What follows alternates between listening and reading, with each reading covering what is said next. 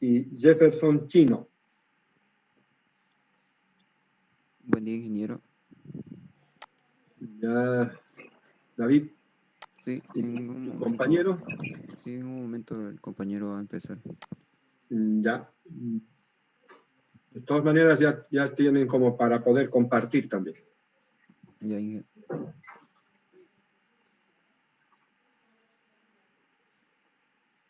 Se alista también el grupo 6, que es Evelyn Fernández y Gustavo Pasa.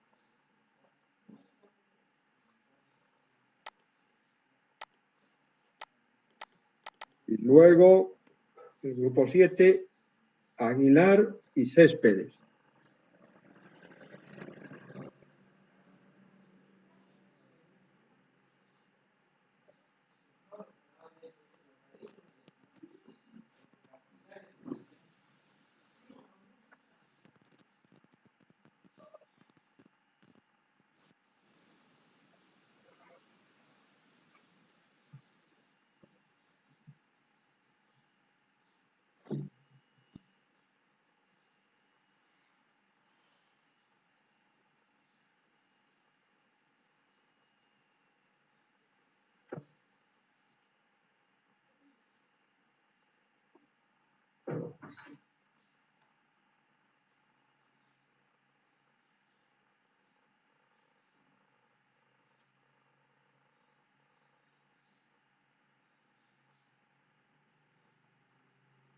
Vamos a esperarles 5 minutos a sus compañeros que estén. Si en 5 minutos no empiezan, vamos a seguir con el grupo 6, por favor.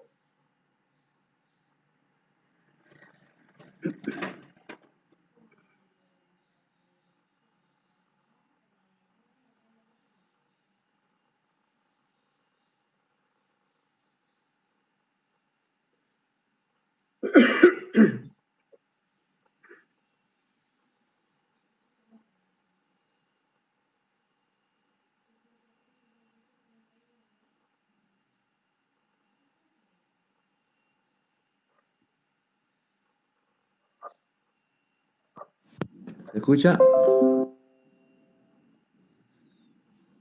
¿Se escucha mi voz? Disculpe. Sí, se escucha. Dale, dale. A ver. Vamos a colocar la diapositiva.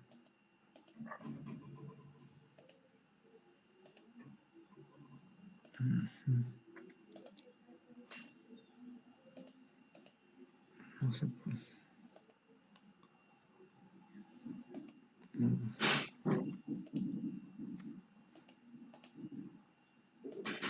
No puedo habilitar mi cámara ahorita, no me deja.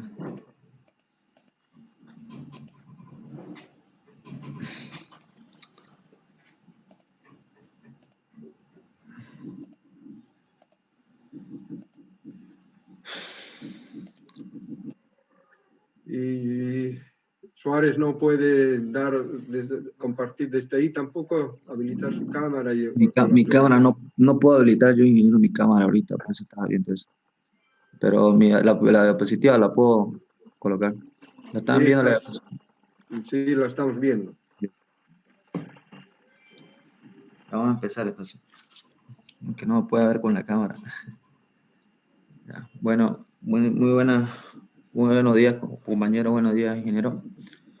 Bueno, en esta ocasión nos tocó hablar, nosotros somos el grupo 5, los integrantes somos Jefferson Tomás Chino yo, que es la persona, y David Fernando Suárez Castillo. A nosotros nos tocó exponer sobre las antenas cargadas. Este tema, la verdad es que mayormente en lo que estuve investigando y todo lo demás, es que mayormente se basa en ejercicio, en la cual es para poder la antena tener un mayor alcance y mayormente el tamaño de la antena. Para empezar, bueno, tenemos que entender que uno de los pequeños errores o problemas que tenemos es trabajar con la baja frecuencia para poder realizar antenas grandes. Y la verdad que a veces ahí es muy demoroso. El problema que puede surgir es que la resistencia de radiación de la antena disminuye rápidamente al tener una frecuencia muy baja y la reactancia aumenta rápidamente. Esto presenta un carácter capacitivo. Ahorita vamos a ver acerca de eso. Aquí está. el efecto de una carga capacitiva. Como pueden ver, en esta parte de acá, tenemos como dicen, ¿no? Un efecto capacitivo en la cual vamos a almacenar la corriente que recibe la antena, obviamente conectado a tierra, y esto va a tener una longitud. Ahora, es como si tuviéramos acá un capacitor, como si tuviéramos acá en este lado un capacitor, el cual la podemos ver en esta figura exactamente así. Vamos a tener dos varillas o dos polos que tengan una longitud. La impedancia va a ser una estándar, ¿sí? Y obviamente va ligada cortando el circuito utilizando un capacitor en este lado. Ahora, ¿qué es lo que va a hacer el capacitor? El capacitor lo que va a hacer es que va a almacenar la corriente. La corriente va a llegar de esta fuente de acá, de la impedancia, hasta esta cierta parte. La de aquí para allá, la corriente se va a ir almacenando. Y esto tiene una longitud, una longitud que va a ser basada solamente para el capacitor. Ahora, tenemos una pequeña fórmula, no quise colocarlas todas, ¿no? Para poder un pantallazo darle. Por ejemplo, acá dice la corriente en el dipolo supuestamente alineado según la impedancia de Z vale a la corriente de Z. Vamos a tener por el coseno de la constante de Z, donde el número absoluto de Z va a ser menor o igual a H, que H es la longitud que va a tener. Y como pueden ver acá en esta parte, en esta figurita de acá, es respecto a la corriente que estamos yendo. De aquí hasta H es la corriente. Y de este punto, desde H hasta Z, va a ser el tamaño de corriente que va a almacenar el capacitor, como el condensador, mejor dicho, que hemos colocado. Y esto va a hacer que podamos construir antenas mucho más, va a variar en el tamaño, pero también tiene su deficiencia en otros aspectos.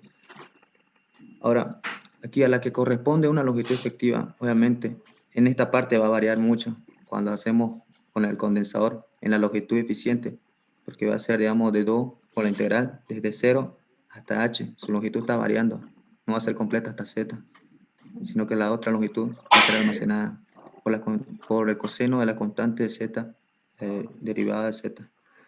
Ahora, la forma de reacción sigue siendo que la de un dipolo corto. Creo que el anterior grupo le tocó exponer eso, un dipolo corto. Creo que irradiaba de forma triangular y era igual al seno cuadrado de pi. Ahora, hay otra manera de hacerlo sí, para poder alargar la antena y trabajar con baja frecuencia, la cual es la antena cargada inductivamente. Esto consiste ya no colocando un condensador, sino colocándole una bobina, sí, colocándole a la bobina, la cual, como pueden ver, tenemos dos polos con longitud, puede ser diferente o variable, y la cual van a ir unidas como por una bobina, representadas o conectadas a tierra. Representado en una gráfica que podemos ver, tenemos dos polos con longitudes diferentes, y bueno, la bobina, esto es lo interesante, la bobina va a ser como, ¿cómo les puedo decir? No va a hacer que la corriente varíe, en pocas palabras, o se desfase, sino que la misma corriente que va a ir de salida de esta varilla, terminando de esta punta, va a tener la misma intensidad, va a llegar a la siguiente. Solamente va a ser un puente, no va a bajar ni tampoco va a variar, va a tener el mismo nivel y va a continuar. ¿Entiendes? Esa es la ventaja. Y obviamente esto se va a trabajar con circuito abierto. Y la longitud es distinta. Bueno, por ejemplo, acá esta longitud va a ser más o menos igual a 2J sobre WL, porque estamos trabajando con bobina, esas dos longitudes. Obviamente la impedancia, esa va a ser su impedancia de la bobina que estamos conectando. Bueno, aquí para el primer tramo, cerca de un generador, correspondería a la siguiente antena de longitud. Como puede ser la corriente por el primero del seno de la constante. Están los tres valores sumados menos la impedancia, el valor de la impedancia. Y esto va a ir desde 0, que sea menor a la impedancia absoluta, sobre el menor a la primera longitud. En el segundo tramo va a ser lo mismo, pero ya vamos a sumar la segunda impedancia, va la segunda longitud. Y para el último ya esto debe generar obviamente la condición, ¿viste? Sigue siendo continua, que impone una bobina. Decimos que la constante por la de la bobina, longitud de la bobina. Esto va a ser igual ahí por m sub 2 del seno de la constante de la longitud 2. El valor de inductancia necesaria para conseguir el mismo alargamiento varía con su posición de antena. Bueno, aquí hay, miren, una muestra de lo que podemos ver. En esta parte podemos ver las bobinas que vienen, los dos polos que están conectados, y ayuda a que la antena sea un poco más larga y puedan trabajar inclusive con baja frecuencia. Obviamente, como la anterior vez estaban hablando, obviamente a mayor frecuencia la antena se va a ir reduciendo más, pero en este caso como son bajas frecuencias y trabajan con esa frecuencia, entonces necesitan de un operador como ya sea un capacitivo o utilizando bobinas como en este caso.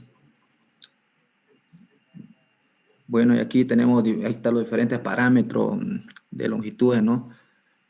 Mayormente los radiomóviles, o lo que he podido investigar, son los que trabajan con este de acá, con la longitud de 5 lambda sobre 8, que tiene una directividad máxima de 3.33.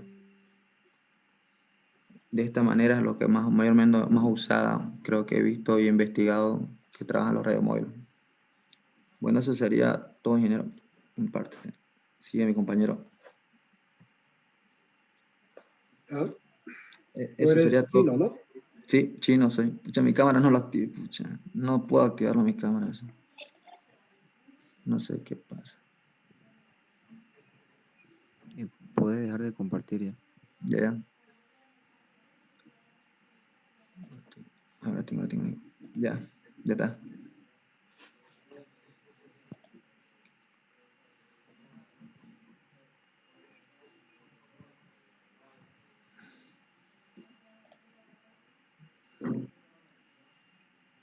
Bueno, continuando con la exposición, la parte del cálculo de la matriz de impedancia entre dos dipolos.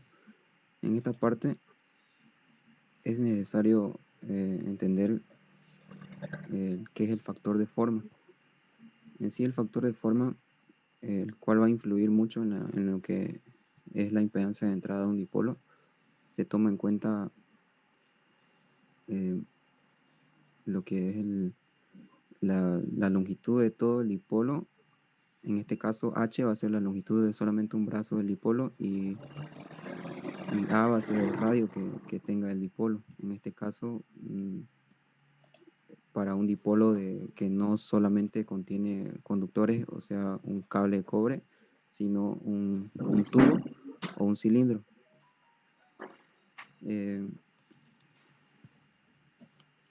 Como se puede apreciar en la gráfica, este factor bueno, la longitud del dipolo eh, va, de- eh, va a tener una relación con la longitud de onda, en la cual nosotros, para que logremos que nuestra antena resuene, tendríamos que anular la parte reactiva de la antena, como ya se vio en anteriores exposiciones. Bueno, como ya vimos anteriormente en- perdón, como ya vimos en las líneas de transmisiones, eh, la impedancia consta de una parte resistiva y una parte reactiva. Y como podemos observar acá en la gráfica, vemos que la longitud está relacionada con la longitud de onda, que mientras más pequeña sea esta relación, vamos a tener ondas, bueno, vamos a tener una resistencia y una reactancia menor.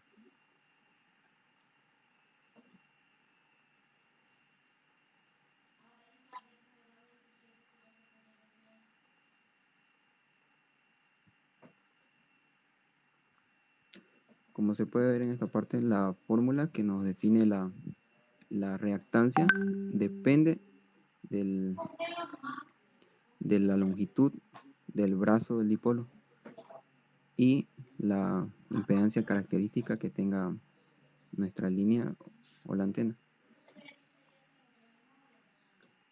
Bueno,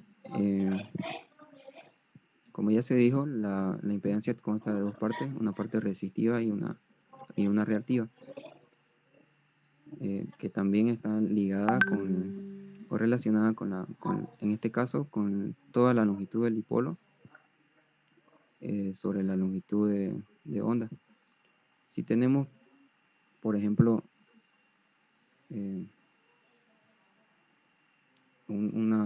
esta relación, mientras más pequeña sea, vamos a tener menos resistencia de radiación. Y si tenemos, bueno, nosotros como ya vamos a trabajar por el dipolo elemental, tenemos conocimiento de que vamos a trabajar con una resistencia de radiación de más o menos entre 50 a 70 o 73 ohms. Se va a ubicar más o menos en esta parte en la que no va a afectar mucho no se nos va a elevar la resistencia de radiación. En la parte de la reactancia, nosotros vamos a tener que ubicarnos en 0,5 bueno, la relación que tengamos de todo el dipolo, de toda la longitud del dipolo sobre la longitud de onda, vamos a tener que hacer que la reactancia sea nula, como podemos observar en el círculo. En esta parte la reactancia se hace nula, lo cual va a hacer, como dije hace un momento, que la antena resuene.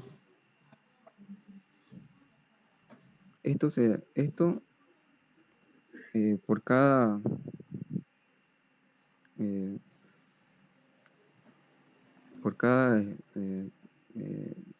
relación que nosotros tengamos con la longitud de onda, nos dan un porcentaje de acortamiento. En este caso, mientras la relación de aspecto, que es la longitud del dipolo con respecto al radio del mismo, mientras más pequeño sea, vamos a tener un porcentaje de acortamiento ya en este por ejemplo, del 9%, casi aproximadamente al 9%.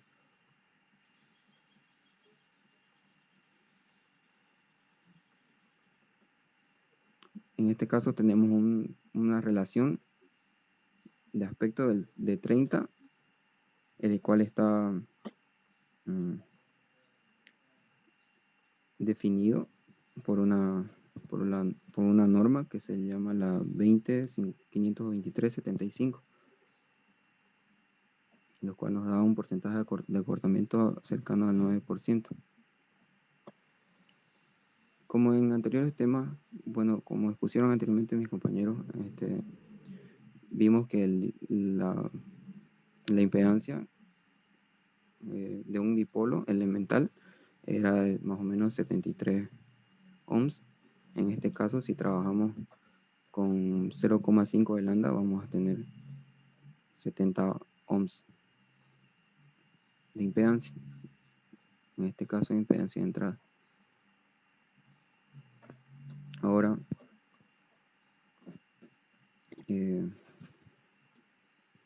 la impedancia mutua entre dipolos. Para hacer el análisis de la impedancia mutua que existe entre dipolos, vamos a ver el modelo de los cuadripolos, en el cual se puede observar dos dipolos alineados ya sea paralelamente o colinealmente, en este caso de modo paralelo, que están separados a una distancia d, lo cual esta distancia, mientras más grande sea, la impedancia mutua va a tender a ser nula o cero. Como podemos ver, el modelo de cuadripolos nos da un sistema de ecuaciones en el cual podemos nosotros analizar la influencia de la autoimpedancia con la corriente y la impedancia mutua con la corriente del otro dipolo. En esta parte nosotros vemos la autoimpedancia, la cual nos da la ley de Kirchhoff, siempre y cuando la corriente que fluye por el segundo dipolo sea igual a cero. Hay que destacar que la impedancia de entrada es diferente de la autoimpedancia, siempre y cuando la distancia que la separa no tienda a ser infinito, ya que si tendiera a infinito se anularía la impedancia mutua. Con esta fórmula nosotros podemos calcular la impedancia de entrada de un dipolo cuando está en presencia de algún otro elemento, en este caso otro dipolo. Como se puede apreciar en esta fórmula final, nosotros vemos que la impedancia de entrada depende mucho de la impedancia mutua que existe entre los dipolos.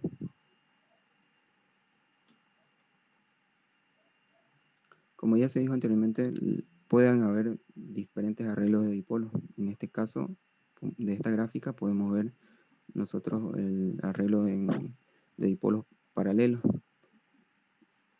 Y en este otro, el de dipolos en colineales. Como podemos ver, nosotros la distancia depende ya de, bueno, la relación que existe de la distancia entre la longitud de onda. Mientras más grande sea la distancia, va a existir menos resistencia y menos reactancia a la vez. Es por eso que si la distancia tiende a ser infinito, ya se anula la impedancia mutua que hay entre los dipolos, como se puede ver también en la gráfica para los dipolos colineales.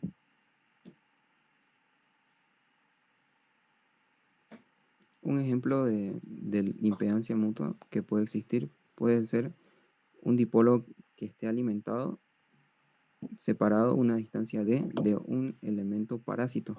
Estos elementos parásitos son elementos que forman parte de la antena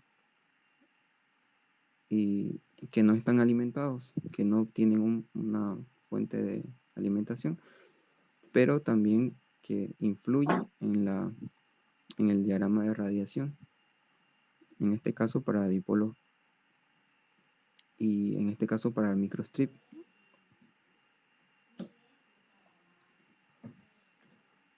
¿Qué se puede lograr con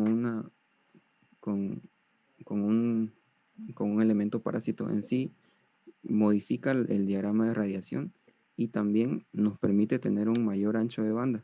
Esto es un claro ejemplo de las antenas Yagi, el cual posee, como por ejemplo aquí podemos ver el gráfico de la antena una antena simple punteada con color rosado y la antena la antena ya con un elemento parásito que está con la gráfica color azul.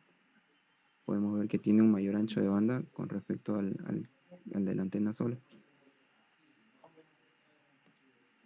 Unos ejemplos comunes son los que se encuentran en los teléfonos celulares, el cual en esta parte se ve el elemento que está alimentado y los elementos parásitos,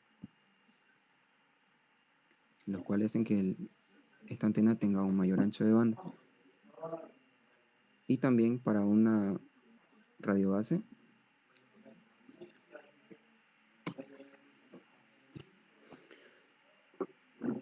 bueno, este es un ejemplo que más adelante lo voy a realizar con la aplicación que ya en anteriores exposiciones han usado. Como se puede apreciar acá, este elemento parásito modifica el diagrama de radiación. En las antenas Yagi este elemento parásito se conoce como elemento director. existe una condición de que tiene que ser un porcentaje, tiene que tener un porcentaje de acortamiento con respecto al dipolo que está alimentado, o elemento activo, en este caso. Como se puede apreciar en esta gráfica, también existe el diagrama de radiación cuando estás en un dipolo simple, con un elemento reflector, el cual es más grande que el dipolo que está alimentado, y en esta parte un reflector y un director. El director siempre va a tener una menor longitud que el dipolo que está alimentado. Bueno, a continuación voy a hacerles una demostración del...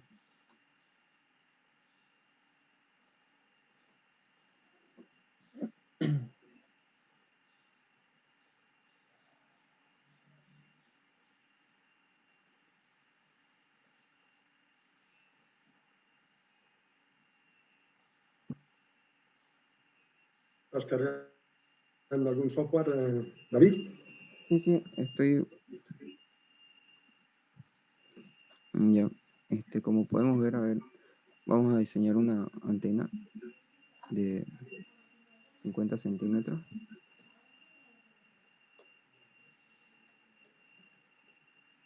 ...25 para un lado, 25 centímetros para un brazo y 25 para el otro. Con un radio de 7000 metros.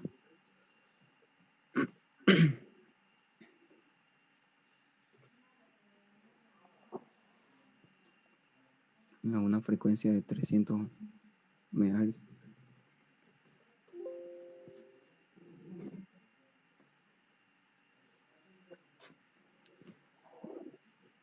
Bueno, vamos a hacerlo en el espacio libre, sin pérdida. Bueno, aquí también podemos usar un tubo de aluminio. Podemos ver la impedancia que nos da 90,47 más J34, una impedancia inductiva, bueno, reactancia inductiva, y una longitud de onda de 2,16. Vamos a ver cómo al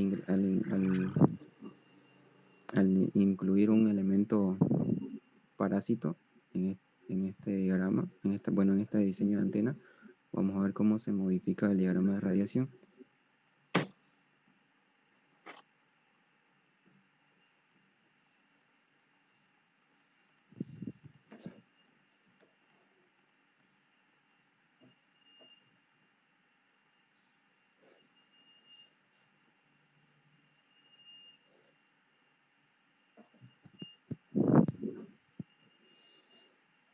Como ya se dijo, tiene que tener un porcentaje de acortamiento del 5%. En este caso tenemos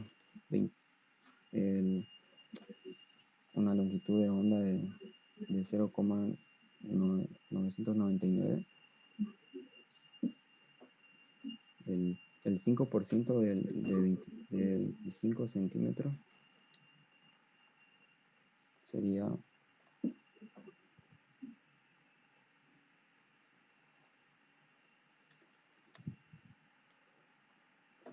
Esto tiene que medirnos el elemento parásito, 0,2375 metros.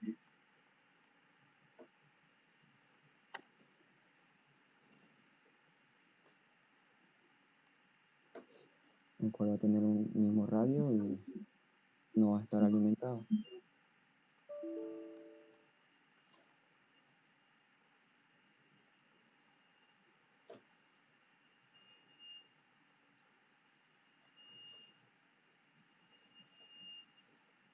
No tiene que ser en la longitud, no en impedancias. No, esto es en el plano Z. Porque lo que estás haciendo es que tiene que disminuir en un porcentaje la longitud de la antena, ¿no es verdad? O para calcular tu elemento parásito o pasivo, tienes que tener una menor longitud si es directivo y si es mayor para un elemento reflector, ¿no? Sí. Por eso, a ver.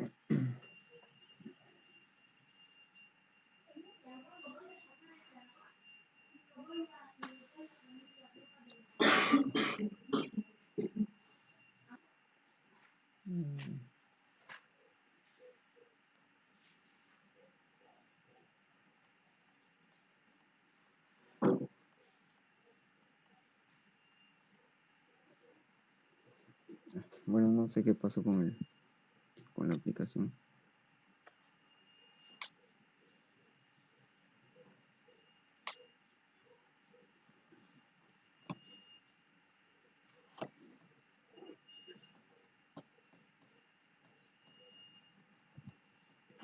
Estás utilizando el Málaga, ¿no?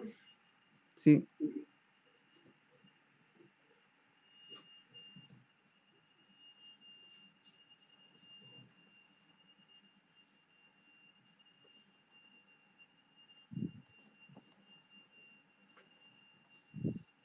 La frecuencia.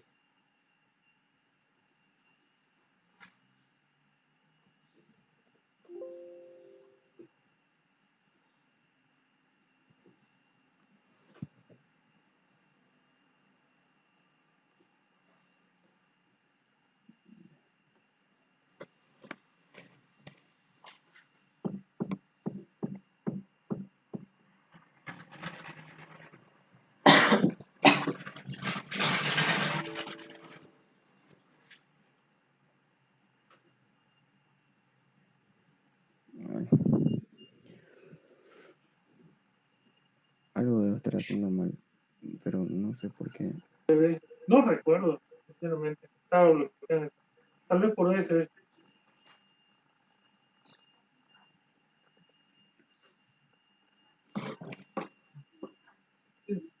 Bueno, ya, yo, ya la visita. Mañana lo hacemos.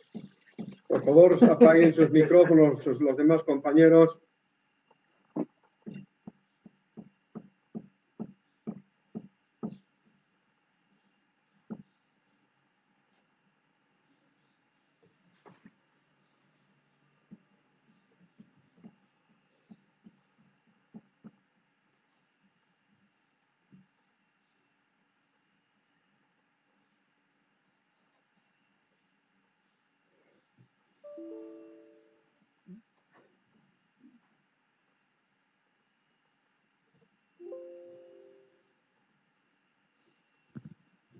Ahora sí ya no me dio nada de...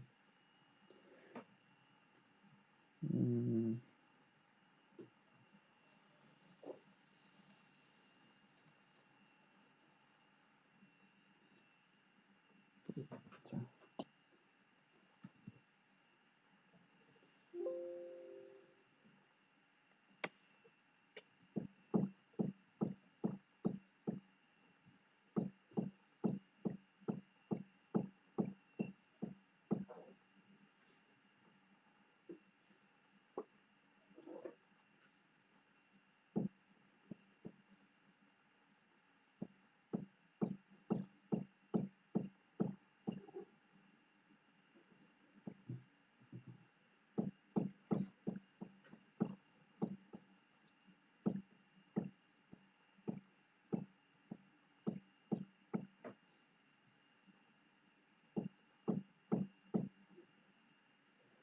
Bien, jóvenes. ¿Se puede, David? Sí, voy a intentar esta última y ya, ingeniero, si no, bueno, no me sale, ingeniero. La Bien. cuestión es que salía el elemento parásito. Bueno, en otra, ya lo han visto ¿El anteriormente, igual parásito director o reflector? el director, Ya. eh, ya lo vieron igual, era una antena más o menos similar a Tipo la Yagi. antena Yagi y Ujú. se podía apreciar cómo modificaba el diagrama de radiación y la ganancia con respecto a la antena isotrópica, solamente eso. Bien. ¿Alguna pregunta tienen sus compañeros antes de que sigamos, por favor?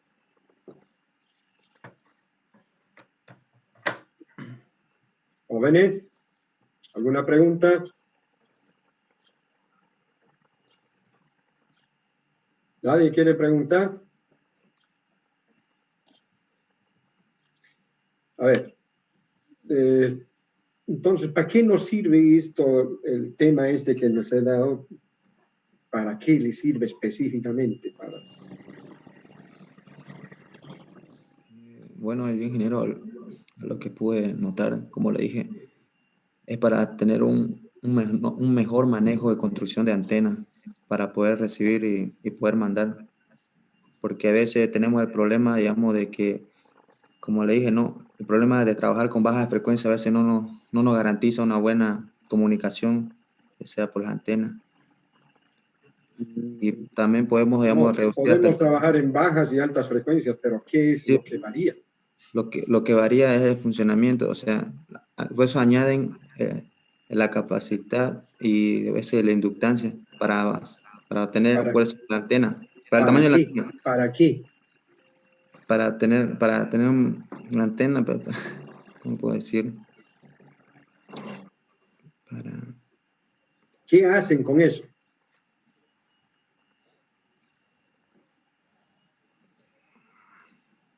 David ha explicado y ha dicho, ¿para qué sirve eso? Para trabajar con bajas frecuencias, sí, está correcto, pero ¿qué más hace? ¿Qué es lo que hace eso?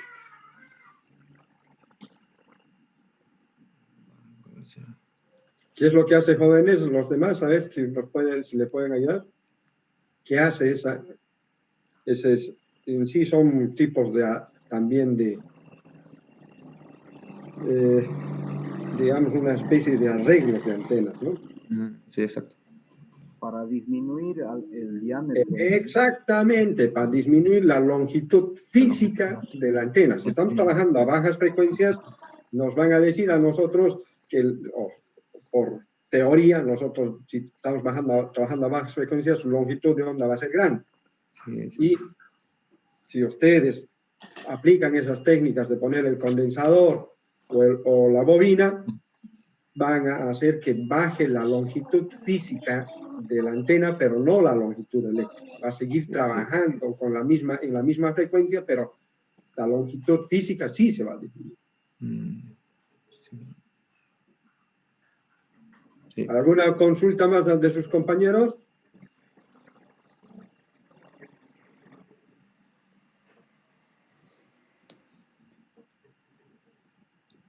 Disculpe, ingeniero, yo Sí. quería preguntarle algo a usted. Cuando hemos investigado sobre las antenas cargadas, Ajá. yo le entendí que son similares bueno, en sí son las antenas conocidas como antenas trampas, ¿no? Son las dipolos, simplemente, las dipolos que se están transformando con esas, a veces inclusive se les hace con una carga L en T, o pueden hacer otro tipo de una carga circular, pero esas son antenas dipolos o monopolos, si quieren también ustedes, que se les pone en la parte superior una carga, ¿no? Y por eso que están viendo esa tipo trampa. ¿Por qué? Porque le están tomando, digamos, un poco así irrisoriamente el pelo a la teoría. Lo están haciendo que trabajen en frecuencias bajas con distancias más cortas. Por eso les dicen eso. ¿Ya? Por trampa, por eso les dicen. Porque es una especie de que no estaría de acuerdo a la teoría, pero podemos hacer. Está bien, ingeniero. Gracias. Ahora, por ejemplo,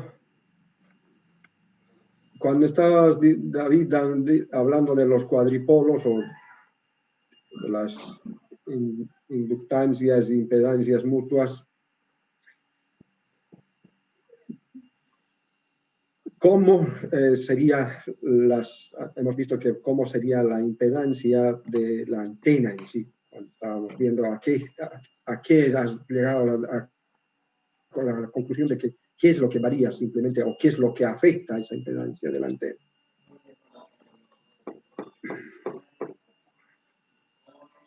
Si me muestras la diapositiva, donde están los cuadripolos y haces un análisis de los dos dipolos que están juntos.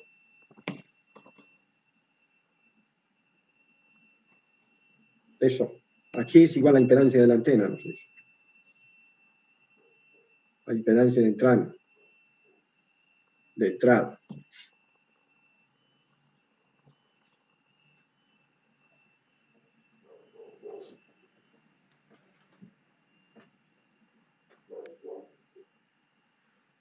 como estás viendo en el último recuadro, aquí es igual la impedancia de entrada.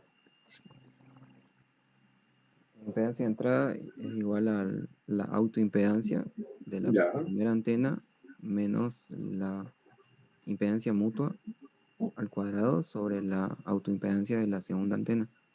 ya. Sobre la impedancia de la segunda, del segundo dipolo. ¿No? Sí, Y aquí estamos viendo que la impedancia de entrada no va, aunque estemos trabajando en cuantipolos con que tenemos una corriente y un voltaje en cada uno de los puntos, no está dependiendo ni de la corriente ni del voltaje, sino simplemente de las impedancias, ¿correcto? ¿Sí o no? sí, ¿Ya? Entonces, es muy importante tener en cuenta qué impedancia van a tener los elementos nosotros que están colineales o que están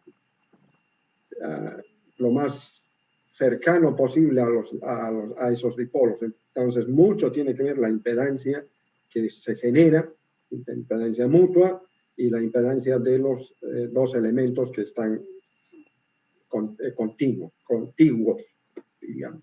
¿Ya? Bien. ¿Tienen alguna pregunta más sus compañeros, por favor? ¿Nada?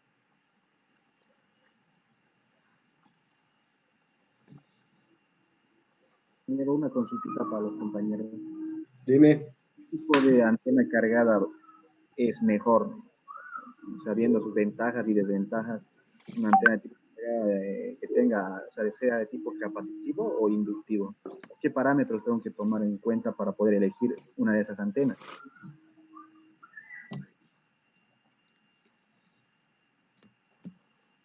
¿Escucharon, jóvenes?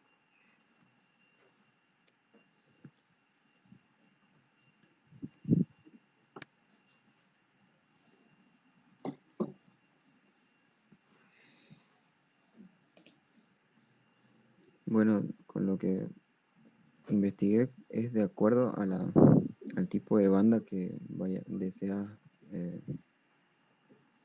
bueno, en que deseas transmitir. Pero, por ejemplo, tú has mostrado qué más se utiliza. ¿Y cuál me has mostrado? A ver, me has dicho en radiomóviles, por ejemplo. Ah, el compañero. Uno de los más utilizados, porque es también una de las bandas más utilizadas en VHF y UHF, ¿cuál es? Yo lo que sepa, y el anterior investigado, los radiomóviles utilizaban esas antenas Marconi. Marconi, creo. No, la Marconi es obviamente que es la antena básica, ¿no? Pero, pues un dipolo básico.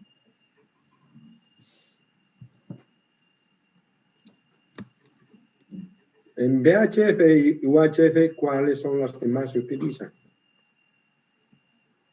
Fíjense lo que me han mostrado hace rato, cuando me estaban mostrando aplicaciones, me mostraron unas antenas tipo dipolo o monopolo también. Casi al principio me mostraron Jefferson. Al principio hay que colocarlo.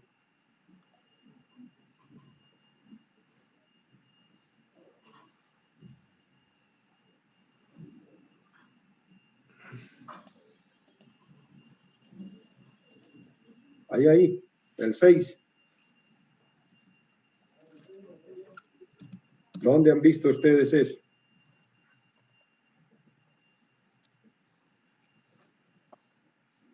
Pero esas antenas están en los autos, ¿no?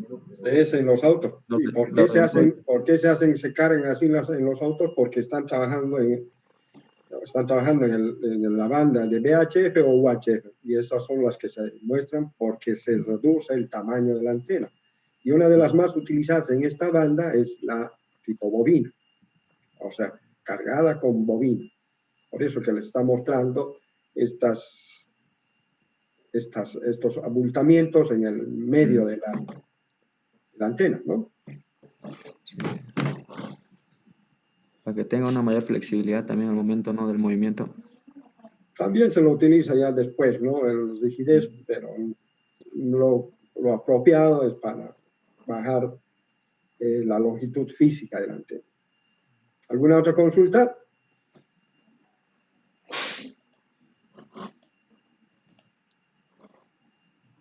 Si no tienen alguna otra consulta, pasamos al siguiente grupo, por favor. Fernández Apaz. Gracias, jóvenes. No se olviden subir sus diapositivas, su informe a Classroom, ¿no? Ya, ingeniero, muchas gracias. Gracias por la atención, compañero. Gracias.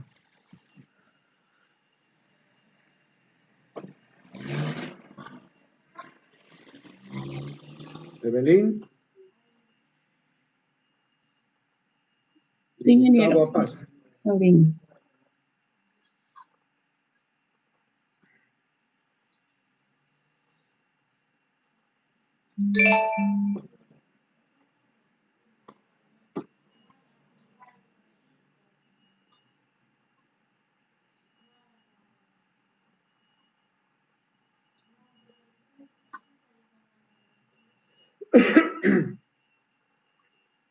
Buen día, ingeniero. Nosotros somos el grupo número 6. Vamos a exponer sobre el sistema de alimentación. Ponlo en modo de presentación, por favor, Evelyn. Ya estoy compartiendo. Sí, está compartido, pero te digo que pongas en modo de presentación tu diapositiva. Ya, un momento.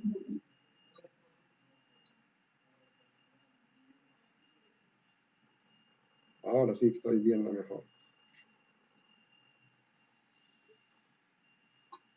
¿Ya puede ver? ¿Está bien ahí? Sí, se puede ver ya. Mejor. Sistema de alimentación. En general, entre la antena y el generador o entre la antena y el receptor existe una línea de transmisión y estos elementos no siempre estarán adaptados entre sí. Es por ello que para obtener el máximo rendimiento y ancho de banda de la antena se deberían disponer de dispositivos adicionales para conseguir esa adaptación, realizar algún tipo de modificación o emplear una técnica especial en la antena. El funcionamiento de una antena lo podemos explicar de acuerdo con la ilustración de ondas estacionarias en una línea de transmisión, como muestran esta figura. Es la radiación de una línea de transmisión. En el inciso A podemos ver la radiación de línea de transmisión y en el B los conductores divergentes. Las redes de adaptación suelen introducir entre la antena y la línea de transmisión y entre esta y el transmisor o el receptor. Aunque en principio con una sola red adaptadora entre línea y la fuente sería suficiente, no es conveniente que la línea esté muy desadaptada, pues las pérdidas en ella entonces son mayores que cuando está adaptada. Para que las redes no introduzcan pérdidas deben ser reactivas. Adaptación con líneas de transmisión. En las líneas de transmisión tenemos 2 grados de libertad: la impedancia característica y la longitud eléctrica. Jugando con estos valores podemos sintetizar los valores de inductancia y capacitancia utilizando transformadores. Sin embargo, las líneas de transmisión no sirven para adaptar los casos en los que los valores de resistencia de carga y fuente sean diferentes.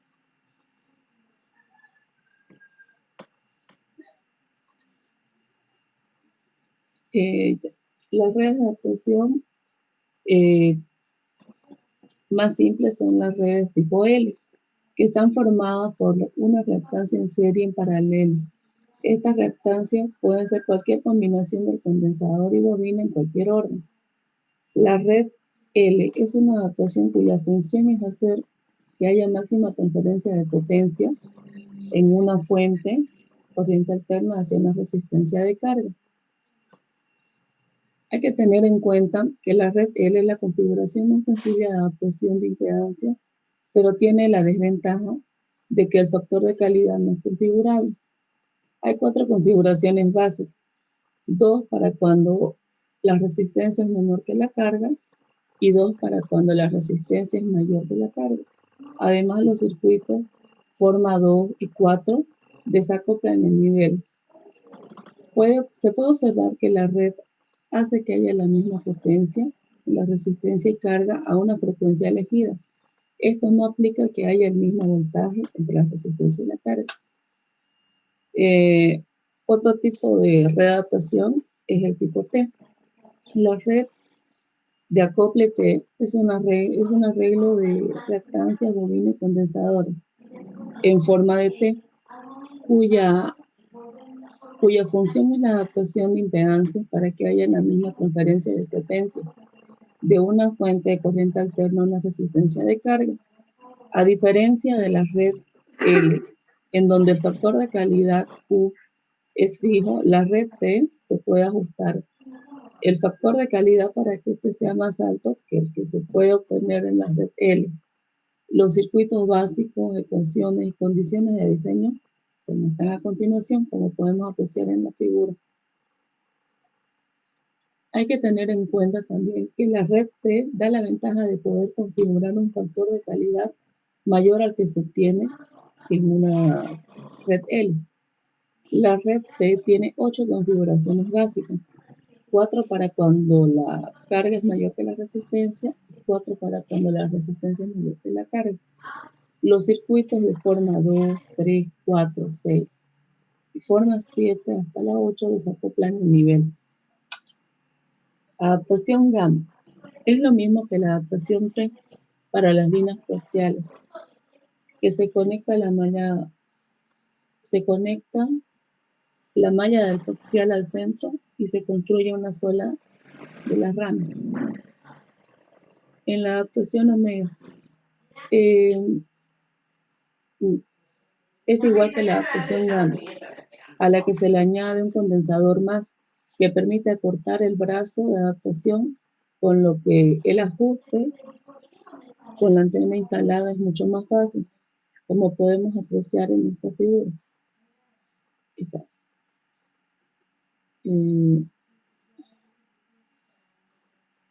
Las redes de adaptación son necesarias para cuando queremos maximizar la transferencia de potencia entre dos líneas conectadas en cascada.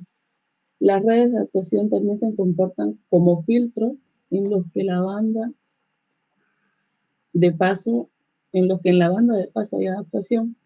En la banda de frecuencia de la cual la red no está adaptada, la potencia también es reflejada. Para asegurar la máxima transferencia de potencia, la impedancia de carga debe ser compleja, jugada con el generador. Estos tipos de adaptación que hemos visto son los que más se emplean para elevar el bajo valor de impedancia de una antena directiva 18 o 20 ohmios al valor de las líneas coaxiales normales, que están entre los 50 y 75 ohmios, 200 a 300 ohmios en el caso de la tipo T. La longitud de la barra de adaptación en T y en gamma debe ser del 10% de la longitud del elemento a acoplar. El condensador de los adaptadores tipo T y gamma debe ser de 8 por cada metro de longitud de onda. En el caso del adaptador omega, la longitud del elemento acoplador es la mitad que en los otros casos, y la capacidad del condensador dependerá de esa longitud. En el caso de que la barra fuera exactamente la mitad, la capacidad máxima del condensador será de 3 metros de longitud de onda de funcionamiento. Se puede reducir la longitud de la barra aumentando la capacidad del condensador. En las antenas no alimentadas en su centro, en estas antenas, aunque sean asimétricas, se hace la suposición de que la distribución seguirá siendo sinusoidal, como se ve en la figura, con un cero de corriente en el extremo. En la figura 427 también podemos apreciar que se muestran otras configuraciones de alimentación que responden a la misma filosofía en la que se realiza la conexión de la malla de un coaxial al punto medio de un dipolo de media onda, aprovechando que el potencial en ese punto es cero. La alimentación en paralelo. Una forma de variar la impedancia de entrada de un dipolo es alimentándolo con un generador paralelo, conectando una línea de transmisión a una antena con sus terminales cortocircuitados. En esta figura también podemos apreciar cómo muestra la configuración de este tipo, denominada delta, y su correspondiente modelo de línea de transmisión. Va a continuar mi compañero. ¿Podés dejar de compartir? Gracias.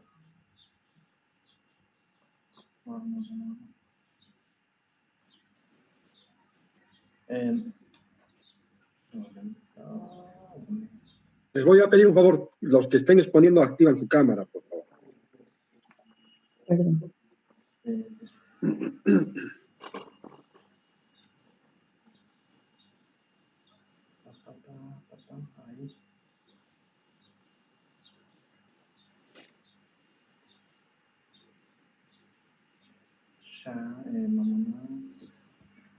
Ok.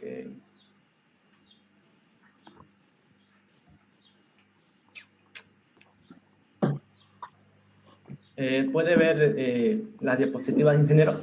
Sí, se ve. Antena Ya, dipolo doblado. Bueno, continuando con la presentación, yo voy a hablar de esta antena. Lo primero que debo mencionar es el hecho de que la antena dipolo doblado también se conoce como antena dipolo plegado. Esta es una de las tantas variantes que hay de la antena dipolo simple. También ofrece la misma radiación que una antena dipolo simple. Ahora, podemos definir de manera formal la antena como sigue. Es una antena dipolo con puntas dobladas alrededor y conectadas entre sí, formando un bucle cuya alimentación se da en el centro. Ahora, otra manera de definir esto puede ser la siguiente. Una antena dipolo doblado no es más que dos dipolos simples en paralelo que se van a realizar dobleces en sus extremos para luego conectarse, así luego formando la antena dipolo doblado, como podemos ver aquí. Debo mencionar el hecho de que la separación entre los brazos, entre los dipolos, no debe superar la 32ª parte de la longitud de onda. Además que los dobleces también se toman en cuenta en la longitud de los dipolos simples que lo conforman. El dipolo que no recibe alimentación se conoce también como brazo superior o rama superior. En el caso del dipolo que sí recibe la alimentación, se lo conoce como rama inferior o brazo inferior. Ahora voy a pasar a hablar sobre algunas características de esta antena.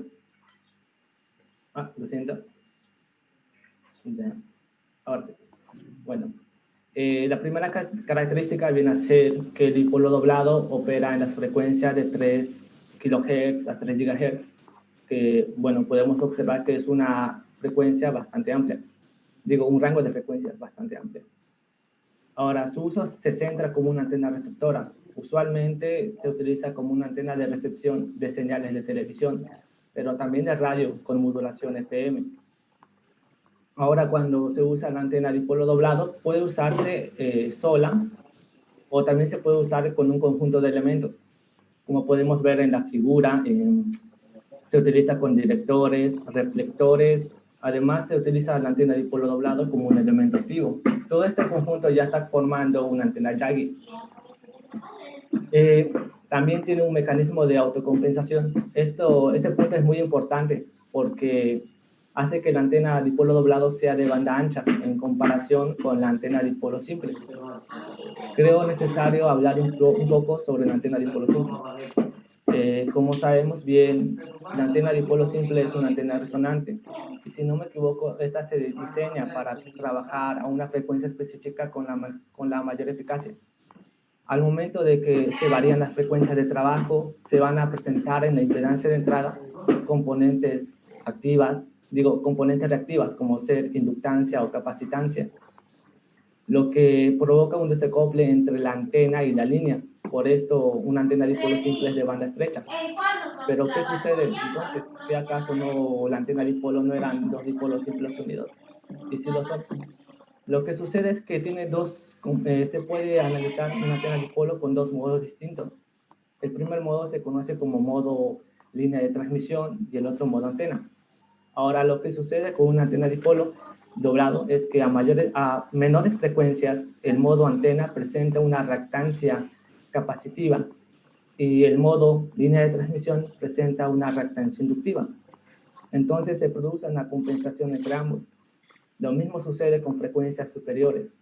En el caso de una frecuencia mayor se presenta en el modo antena reactancias inductivas y en el modo línea de transmisión reactancia capacitiva, produciéndose igual la compensación.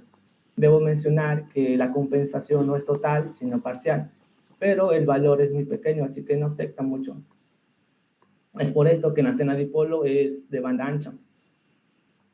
Otra característica que debo mencionar también es que trabaja en frecuencias VHF y UHF. Esto viene muy relacionado con su uso como antena receptora, que vamos a verlo en la siguiente imagen. Aquí tenemos una imagen del espectro electromagnético y tenemos las bandas de frecuencia VHF y UHF.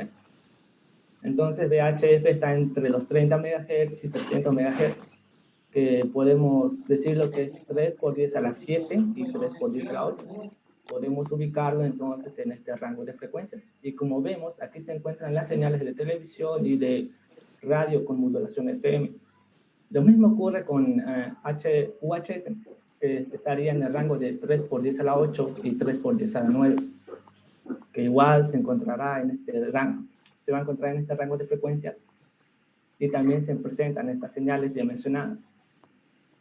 Ahora hablaré de los modos de los modos de la antena dipolo doblado que ya había mencionado. Estos modos se obtienen aplicando el teorema de superposición, el cual nos dice que de un circuito podemos dividirlo en dos circuitos distintos, que su suma nos dará el circuito original. Aquí tenemos el modo línea de transmisión, que también se conoce como modo impar, debido a que las corrientes que circulan son opuestas. En el caso del modo antena también se puede conocer como modo par por el hecho de que las corrientes van en el mismo sentido. Ahora, si comprobamos esto del teorema de superposición, podemos ver que si sumamos los generadores de tensión en la parte izquierda, nos darán el generador B. Si sumamos los generadores en la parte derecha, se van a anular entre sí, dándonos el circuito original. Ya hablando del funcionamiento de lo que es el modo línea de transmisión y además el cálculo de las corrientes, debo decir primeramente que en este modo no existe una radiación aparente, pero lo que sucede en realidad es que como estos dos conductores, estos polos están muy cerca, ambos van a radiar, pero en los campos lejanos se anularán entre sí debido a que están en sentido contrario de las corrientes.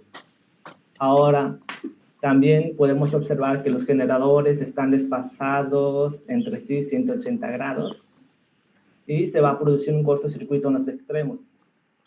Si bien sabemos por teoría que un cortocircuito se da cuando hay un contacto físico entre dos conductores que llevan señales desfasadas entre sí. Bueno, para poder calcular la corriente que circula por este modo, primeramente debemos determinar la impedancia del modo línea de transmisión, aplicando la fórmula que ya habíamos visto en las clases. Ahora, debido al cortocircuito, la impedancia de carga será 0. Resumiéndose entonces en la siguiente expresión, que va a ser J por la impedancia característica, tangente. Esta K de aquí viene a ser el coeficiente de desplazamiento. ¿Ok? Ahora, conociendo ya los parámetros para la impedancia de la línea de transmisión, necesitamos saber cómo obtener la impedancia característica.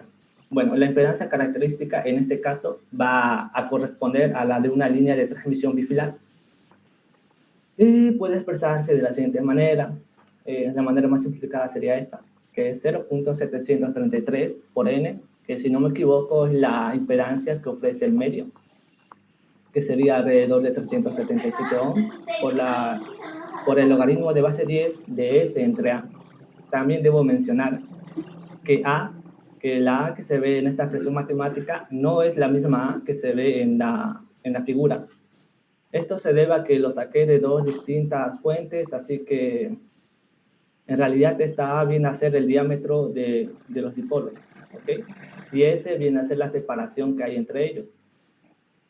Ahora, conociendo todo esto y aplicando la ley de Ohm, podemos decir que la corriente que circula por este modo va a ser igual a B medios entre la impedancia del modo línea de transmisión. Dicho esto, voy a hablar del funcionamiento del modo antena. Ahora, el funcionamiento del modo antena, claro, y también la corriente. Ahora, en este modo existe radiación. Debido al hecho de que los generadores de tensión se encuentran en fase, habrá un flujo de corrientes y en los extremos se producirá un circuito abierto, pues las corrientes valdrán cero.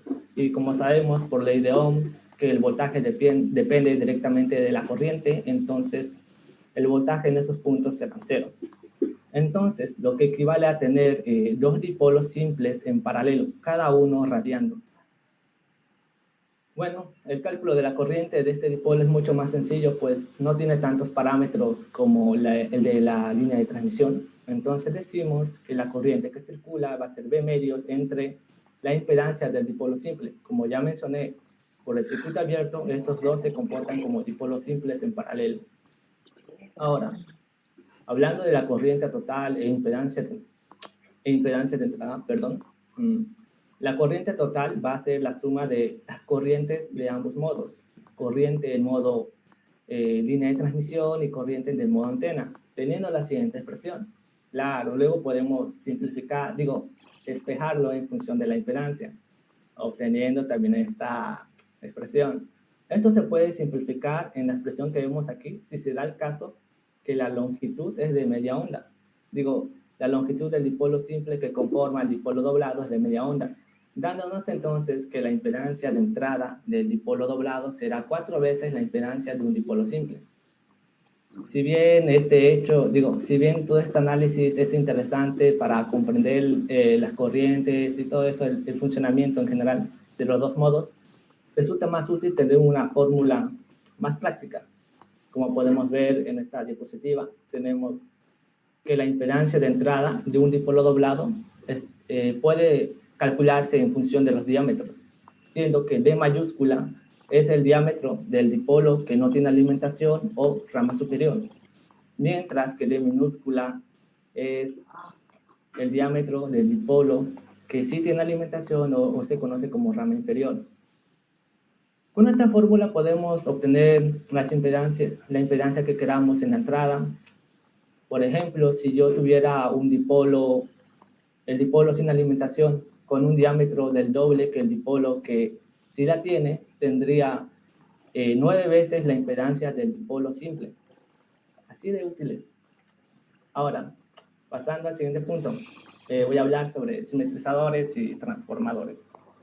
Supongamos que en este caso una persona X va a realizar una conexión entre un cable coaxial de 75 ohms y una antena dipolo doblado de 300 ohms aproximadamente. Entonces, cuando se realice la transmisión de alguna señal, se van a producir ondas reflejadas debido a que las impedancias de la línea y de la antena son distintas, lo que se puede traducir como pérdida de potencia. Aproximadamente un 36%.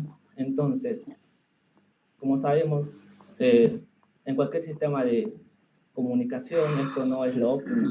Para esto se utilizan los transformadores que, como su nombre lo indica, transforman o adaptan impedancias, distintas impedancias. Ahora bien, no solamente esto es de nuestro interés, también es necesario interesarnos de pasar de una estructura equilibrada a una línea no equilibrada. Pero primero voy a hablar qué es una línea equilibrada y una línea no equilibrada. Una línea equilibrada podemos definirla como una línea que tiene dos conductores. Un momento. Una línea que tiene dos conductores y ambos se encuentran al igual potencial con respecto a tierra y tienen signo contrario. O mejor dicho, una línea equilibrada es aquella que tiene dos conductores en los cuales viajan señales con igual amplitud, pero desfasados 180 grados entre sí. Este ejemplo es la línea bifilar, ¿no? Ahora, de una línea no equilibrada vendría a ser aquella línea en la que sus conductores están a distinto potencial, o incluso puede conectarse a tierra, uno de ellos, como es el caso del cable coaxial, donde la malla externa se conecta con la tierra. Ahora, siguiendo el ejemplo de la conexión de cable coaxial con la antena dipolo, con la antena dipolo doblado, ¿sí? Si realizamos la conexión directa, se van a producir flujos de corrientes por tierra. Debo mencionar que, como ya dije, el cable coaxial es una línea no equilibrada y el dipolo doblado es una estructura equilibrada. Entonces, si realiza la conexión directa, se van a producir flujos de corriente por tierra, el diagrama de radiación se verá afectado por ciertas anomalías, habrá interferencia y además habrá una variación de la impedancia en la entrada de la antena. ¿Okay? Aquí tenemos otro ejemplo de esto. Tenemos una conexión de una antena dipolo simple con un cable coaxial. Debo mencionar que la antena dipolo simple es una estructura equilibrada y, como ya sabemos, el cable coaxial es una línea no equilibrada. Debido a la conexión, existe un flujo de corriente por tierra que es I sub T. Y vemos que las corrientes que circulan por los brazos de los dipolos son distintas, afectando así a la distribución de corrientes por los mismos. Entonces, para este tipo de situaciones es necesario realizarlo mediante un simetrizador o un sistema de balanceo. ¿Vale? También podemos usar el teorema de superposición para obtener dos modos distintos. En el primer modo se presentan corrientes simétricas y en el segundo corrientes antisimétricas. Podemos ver que en el modo en el cual se presentan las corrientes simétricas, la distribución de las corrientes por los brazos de los dipolos equivale al de una antena dipolo simple radiando. En el caso del modo donde se presentan las corrientes simétricas, la distribución de esas corrientes equivale al de una línea de transmisión. Ahora bien, si prestamos atención a la imagen animada, específicamente a lo que es azul, ¿no? Podemos ver que la distribución de corrientes de una antena radiando es equivalente a la del modo donde se presentan las corrientes simétricas. Y en ningún momento la distribución de corrientes del modo línea de transmisión pues equivale a la distribución de corrientes del modo radiante de una antena. Ahora, también podemos obtener las siguientes relaciones si realizamos igualdades con los brazos derechos de los dipolos. En este caso, la corriente que circula por el brazo derecho será igual a la corriente simétrica más la corriente antisimétrica. Está en la figura. También la corriente que circula por el brazo izquierdo será la suma de las corrientes por los brazos izquierdos. Entonces, I sub T I menos la corriente que circula por tierra será igual a la corriente simétrica menos la corriente antisimétrica. Una relación, otra igualdad que podemos obtener si nos fijamos bien en esta parte, sabemos que por LKC, la corriente simétrica, la corriente por tierra valdrá 2 veces la corriente antisimétrica. Vale. Ahora, ya. Con respecto al modo radiante, sabemos que no existe un flujo de corriente por tierra. Entonces, las líneas de campo se cerrarán yendo de un brazo del dipolo hacia el otro. En el caso del modo línea de transmisión, las corrientes se van a cerrar por tierra, como puede verse en la imagen.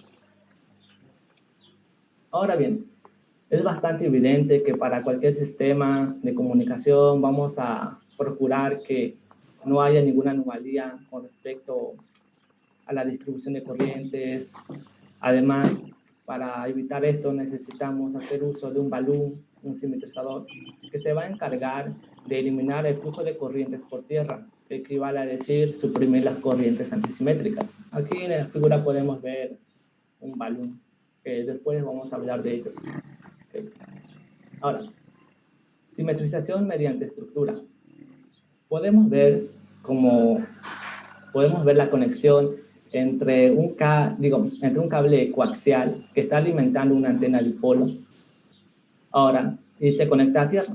debido al hecho de que uno de los brazos tiene una conexión directa a tierra, que es el brazo izquierdo, el sistema, o digo, la estructura va a sufrir una asimetría, es decir, que las corrientes que circulan por los brazos van a ser distintas.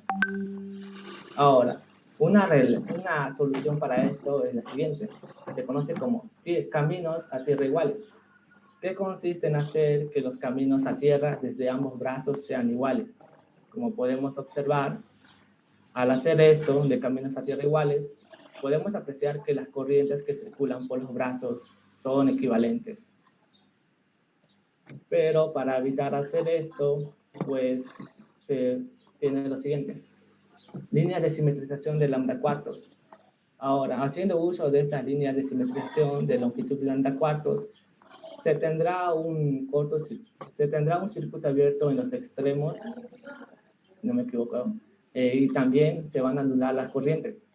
Ahora, algo interesante con respecto a esto es que no importa la longitud de la línea de simetrización, ya que siempre va a simetrizar la estructura, es decir, siempre va a hacer que las corrientes que circulan por los brazos de los dipolos sean iguales. Ahora, el problema es que a frecuencias distintas de su longitud lambda cuartos, si bien va a simetrizar el sistema, digo la estructura, quedarán corrientes que circulan por tierra. Ahora aquí podemos ver en esta figura, en una línea de simetrización que viene a ser esta parte de aquí. Esto es la malla de un cable coaxial, solamente la malla, que se va a conectar con el cable coaxial que está dando la alimentación a una longitud lambda cuartos. Podemos ver que el núcleo, que son las líneas punteadas, se conectan a la malla. Y también los brazos del dipolo. Bueno, se va a encargar en realidad de simetrizar, ¿no? Y de suprimir las corrientes por tierra, ¿sí? Siempre y cuando esté trabajando a la frecuencia que se diseñó. Igualmente aquí tenemos otro ejemplo que es casi lo mismo que este, solo que aquí con el cable de alimentación vamos a realizar una ranura. ¿Ya? Entre lo que es la malla y el núcleo, no va a quedar nada. Entonces, la malla se va a dividir en dos y se realizan las conexiones que vemos. También tiene que simetrizar el sistema y eliminar el flujo de corrientes por tierra. Ahora, aquí tenemos los volúmenes de alta impedancia. Esta es otra manera de poder evitar ese flujo de corrientes por tierra. Entonces, ¿qué hacemos? Cuando hay un flujo de corrientes por el exterior de la malla hacia tierra, lo que hacemos es colocar un elemento de muy alta impedancia que representa un obstáculo. Puede aminorar la corriente que circula por el exterior de la malla o también puede suprimirla. Una manera de realizar esto es como se ve en la figura. Realizamos una serie de espiras de manera que a la frecuencia de trabajo presente una alta impedancia. Debo mencionar que esta serie de espiras no presenta ningún obstáculo para la corriente que viaja por el centro del núcleo, más para la corriente que viaja por el exterior de la malla presenta una bobina. Vale. Ahora, como vemos, está enrollada, las espiras las estamos realizando sobre un núcleo de ferrita. Esto es solamente para poder incrementar la inductividad de la bobina. Este tipo de balón de alta impedancia no están utilizados por sí solos, pues existen mejores opciones como la que sigue. Tenemos aquí el balón bazooka. Este se encarga, bueno, este es un manguito conductor de longitud lambda cuartos, como podemos ver, que está cortocircuitado en sus extremos. Además, presenta una alta impedancia para las corrientes que circulan por tierra. Y aquí también lo tenemos real, ¿no? Un manguito conductor superpuesto sobre un cable coaxial. Ahora, aquí viene algo interesante, que viene a ser el balón de banda ancha. Pero debo mencionar algunas características de los que ya había mencionado antes. Por ejemplo, en el caso de simetrización mediante estructura, si bien para cualquier frecuencia simetriza la estructura, las corrientes, siempre habrán corrientes circulando por tierra. Ese era su problema. En el caso de los que son los balloons de alta impedancia, por ejemplo, el balón bazooka, este solamente va a simetrizar el sistema para una frecuencia, para las demás no. Entonces, para el balón de banda ancha, agarramos lo mejor de cada uno. Vamos a tomar esa capacidad de simetrizar para cualquier frecuencia. Además, también vamos a tomar esa capacidad que tiene de aminorar la corriente que circula por tierra. Y tenemos lo siguiente: la simetrización por estructura, y aquí un balón de alta impedancia. Este se encarga de simetrizar siempre el sistema, la estructura, y este se encarga de disminuir el flujo de corriente por tierra. Bueno, aquí tenemos también una imagen, no estoy muy seguro si es o no es equivalente, pero bueno. También tenemos la simetrización por desfase. Ahora, para solventar los desequilibrios de corriente, se busca que a partir de un mismo punto, dos puntos de alimentación se encuentren al mismo potencial respecto a masa y desfasados 180 grados. ¿Qué es lo que ocurre con el circuito cuadripolo en configuración celosía? Como podemos ver, tenemos el cable que se va a conectar y a las salidas tenemos la señal desfasada en 90 grados positivos y la otra señal en 90 grados negativos, produciendo entre ellos un desfase de 180 grados. También debo mencionar el hecho de que este tipo de circuito también provee lo que es la transformación de impedancia. ¿Okay? Otra manera de lograr la simetrización por desfase es haciendo uso de una línea, en este caso un cable coaxial, quiero decir, de longitud lambda medios. Como sabemos bien, si una señal que entre por allí a su salida estará desfasada a 180 grados. Y como podemos apreciar en la imagen, vamos a tener un cable coaxial de 50 ohms y a la salida 200 ohms. Está desbalanceado, no equilibrado, va a pasar a equilibrado. También es notorio que ofrece transformación de impedancia de 1 a 4. ¿Okay? Ahora hablamos de los transformadores. Los transformadores de impedancia se encargan de emparejar la impedancia de salida de un origen de señal y que sea igual a la impedancia de entrada a la carga a la cual se conecta. Aquí tenemos unos ejemplos.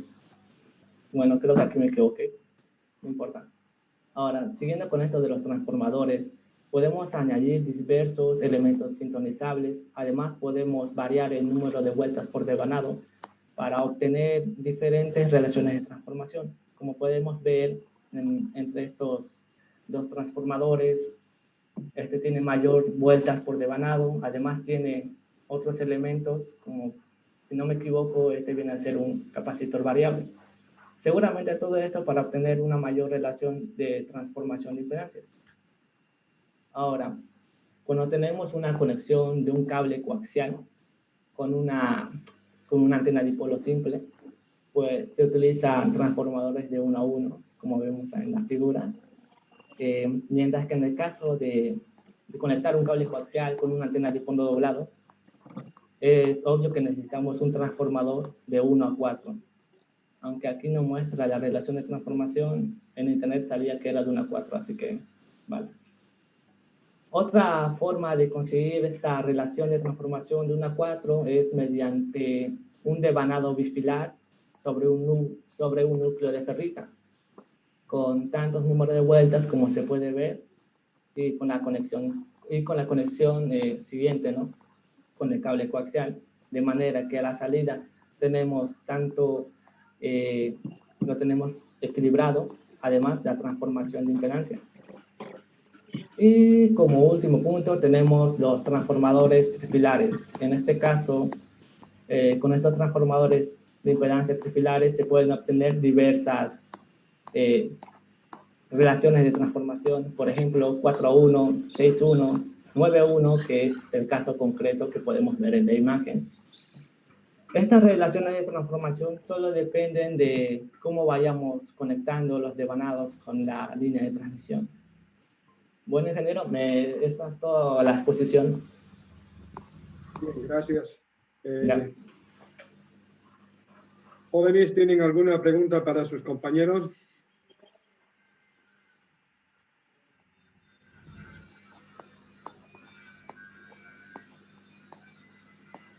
Jóvenes, Está todo bien, ingeniero. bien, yo tengo una consulta, Evelyn y Gustavo. En la ¿Cuál? práctica, ¿para qué nos sirve esto? Esta Ah, parte de los... de conocer qué en específico, ingeniero. Por ejemplo, ¿para qué utilizamos estas a ustedes les ha tocado el tema de antenas también alimentadas en el centro, alimentadas en paralelo, dipolo doblado, ¿no es verdad? Sí. Pero aquí en la práctica, si yo tengo este tipo de lo que tú nos has explicado, por ejemplo, de los balloons, ¿para qué nos sirven? ¿Qué es lo que hacen? Claro, como ya mencioné, pues de pasar de una estructura equilibrada, como en el caso de las antenas, la mayoría lo son, a una línea no equilibrada, como ser el cable coaxial, que es muy común usar, digo, que quiero decir que es muy usado, ya que si no utilizamos estos balloons, se produce un flujo de corriente por tierra, que va a alterar el diagrama de radiación de la antena, que va a producir una variación de impedancia y otras cosas que no recuerdo muy bien por ahora. ¿Y también será que incluye la potencia de transmisión? Por ejemplo, si yo tuviese que estoy transmitiendo una antena, una línea de transmisión y un transmisor, y si las impedancias, como tú dices, no son las adecuadas, ¿Sí? ¿qué va a pasar?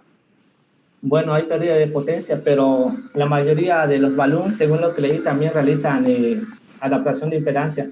También los transformadores pueden realizar el balanceo, si no me equivoco. Los balones pueden hacer también ambas cosas, adaptación de impedancias y también el balanceado de la línea, ¿no? Sí. O sea, poner una línea balanceada, una desbalanceada o viceversa, ¿no? Sí, exacto. ¿Alguna pregunta más, jóvenes?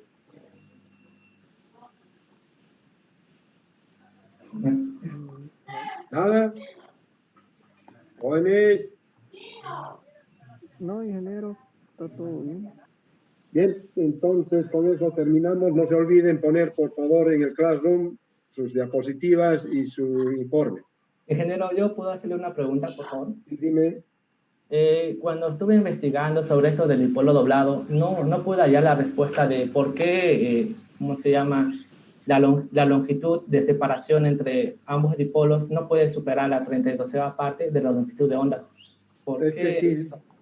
si vos pones a mayor distancia, ya no va a haber una inductancia que esté o una relación entre los dos dipolos. Si lo apartas más, ya no hay una inductancia mutua, digamos, ¿no? Entre esos dos dipolos. Sí, entiendo. Una cuestión más, ingeniero, es sobre subir esto de las diapositivas y el informe. Ambos lo subimos en la misma parte, ¿no? Sí, los dos en la misma página. Ahí dice una tarea de exposición, dice ahí lo suben los dos. ¿Ya? Sí, gracias.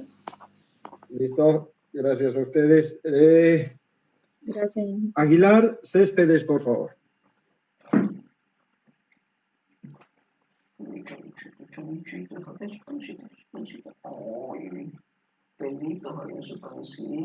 Christopher Aguilar y Luis Céspedes.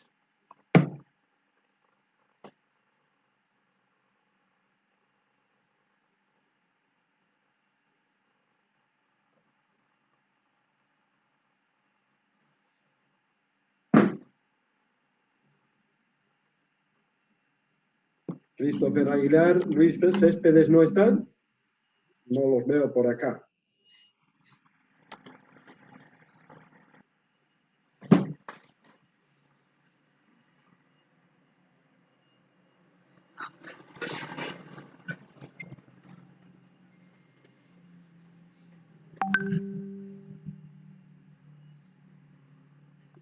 Se debieron desconectar. Tal Sí, vez vuelvan a entrar. aparentemente. Tal vez su internet debe estar mal. Ahorita se van a conectar. A ver.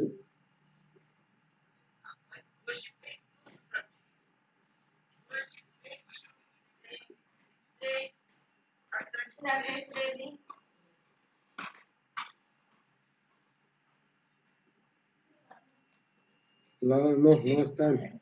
No los encuentro ni por él. Creo que estaban al principio, pero se han salido varios de aquí. Esperaremos. Al chat deberíamos hablar. Por favor, pónganles a ver si van a exponer o no. ¿Ya? Para que no esperemos mucho. Orín, ingeniero. Vamos a esperar unos 5 minutos hasta y media para ver qué es lo que vamos a hacer. ¿Ya?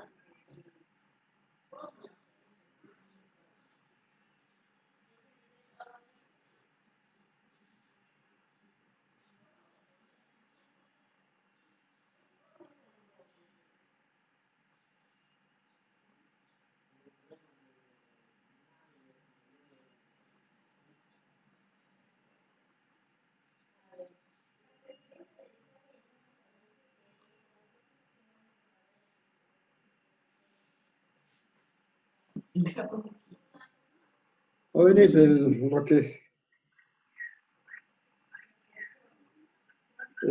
siguiente, lo que quería comenzar mientras tanto ya les había dicho de poder ir exponiendo un sábado adicionalmente, ¿correcto? Bueno, no un sábado, sino 2 sábados más. O sea, a partir de esta clase, ir exponiendo el día sábado 3 grupos. Volvemos a la siguiente semana, otros 3 grupos, y el subsiguiente sábado, en sí, a ver, voy a ver exactamente. Mejor hablamos con tiempo. El sábado 26 sería otra exposición de 3, que sería 8, 9 y 10. Estamos el martes 29. Pero, una consulta. Dime. Usted le hablamos la otra vez, mi compañera de grupo y yo, diciéndole que los sábados era imposible para nosotros poder exponer. Y ¿Qué quedamos? Le dijimos que deje pasar este sábado y al siguiente, este martes que viene, podríamos exponer bien. Pero ¿Tú qué grupo eres? El número 8. Fabio Todrico. Sí. Ingeniero, eso justamente habíamos hablado la anterior semana. Bueno, entonces continuamos nomás con el martes, pero desde el martes 29, después de eso vamos a continuar ya el 3 de octubre, el sábado 3 de octubre con los siguientes grupos, y el 10, continuamos con el 6 de octubre y el 10 de octubre. Gracias, ingeniero. Para que así terminemos, ¿ya? Entonces, a ver, poniéndonos en el 8, 9 y 10 sería el 29 de octubre. 11, 12 y 13 el 3 de octubre. 14, 15 y 16 el 10, ¿no? El 10 de octubre. Y los siguientes 2 que nos falta, o 3 que nos faltan, sería el martes 13. Martes 13. Martes 13. ¿Ya? ¿Está claro, jóvenes? Sí, que una pregunta. Dime. El horario de exposición, ¿qué hora es? Que la anterior clase no entré a la clase. ¿En qué horario quedamos? Creo que en la tarde quedamos. Ah, ya, porque yo tenía clases en la mañana. ¿A qué hora quedamos? No recuerdo bien.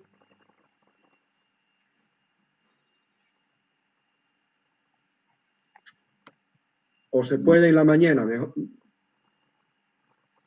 Porque me decían que no podían, por eso que no me acuerdo exactamente el horario, a qué hora habíamos quedado.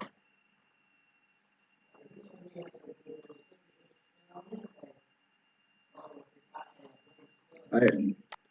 Ingeniero, en sí, el martes pasado habíamos quedado que los martes íbamos a comenzar a las 9 de la mañana. Ah, eso sí. Que el tiempo no va a alcanzar, yo creo que es conveniente nomás también el sábado, ¿no?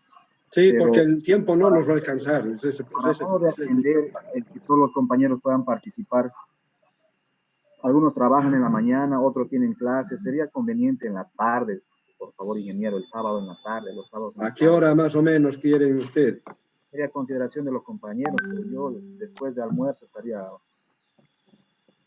Sí, ¿Les parece el sábado a las 4 de la tarde? Perfecto, ingeniero. Inge, ¿no podía ser a las 3? También, no hay problema, por mí no hay. No tengo ningún problema. A las 3, ingeniero, entonces yo tampoco tengo ningún inconveniente. ¿Por qué? ¿Quién me decía que tiene problemas a las 4? Es que tengo laboratorio a las 5 y creo que vamos a pasar 2 horas, ¿no? Sí, hasta los dos. Mirko, si no te toca exponer un sábado, te puedes salir ya cuando toque tu clase de laboratorio. ¿Qué grupo eres, Mirko? El 14, Inge. Mirko Martínez, 14. A ver, hemos dicho nosotros que tendría que ser entonces, como el 29, hemos dicho 9, 10, 11, ¿no? Y a partir de ahí el 3, 12, 13, 14 te toca. Te va a tocar justo a la hora de la última, porque son 2 grupos antes. A ti, 12 y 13 que te tocaría. No hay problema, podemos hacerlo a 3 para que a las 5 ya estén libres. ¿Tienen alguna objeción ustedes, jóvenes? ¿Los demás? Por mí está bien. No, ingeniero. Yo soy del grupo 12 y no hay problema. ¿Los demás jóvenes? Sin problema, ingeniero. Está bien, ingeniero. Sí, ingeniero, está bien. Entonces, empezamos que el sábado 3, o sea, después del 29, nosotros tendríamos que entrar el sábado 3 a las 3 de la tarde. Y de ahí continuamos con el subsiguiente sábado también a las 3 de la tarde. ¿Está bien? Ya, ingeniero. Y sus compañeros supuestamente no van a exponer.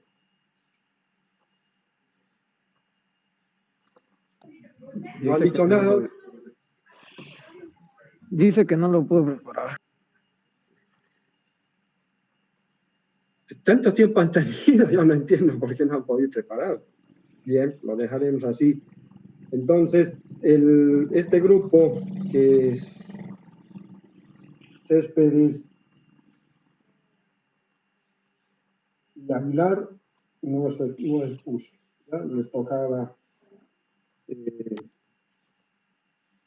Les tocaba agrupaciones de antenas, que leanlo para poder entender un poco ustedes la distribución de corrientes, la parte de agrupaciones, ya, por favor.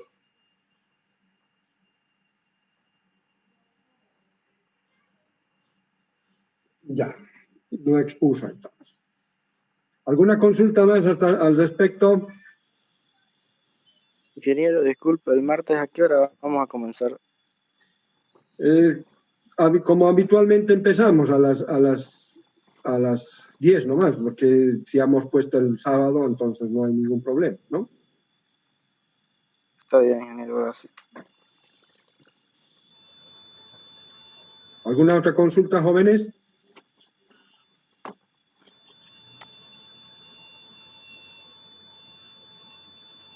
No, ingeniero, todo está bien.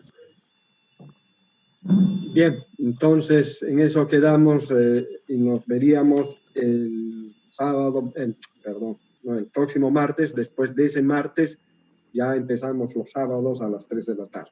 ¿Ya? Claro que sí, ingeniero. Listo, ingeniero. Muchas gracias. Hasta luego. Hasta luego, ingeniero. Hasta luego, ingeniero. Hasta luego, ingeniero. Hasta luego. Hasta luego, ingeniero.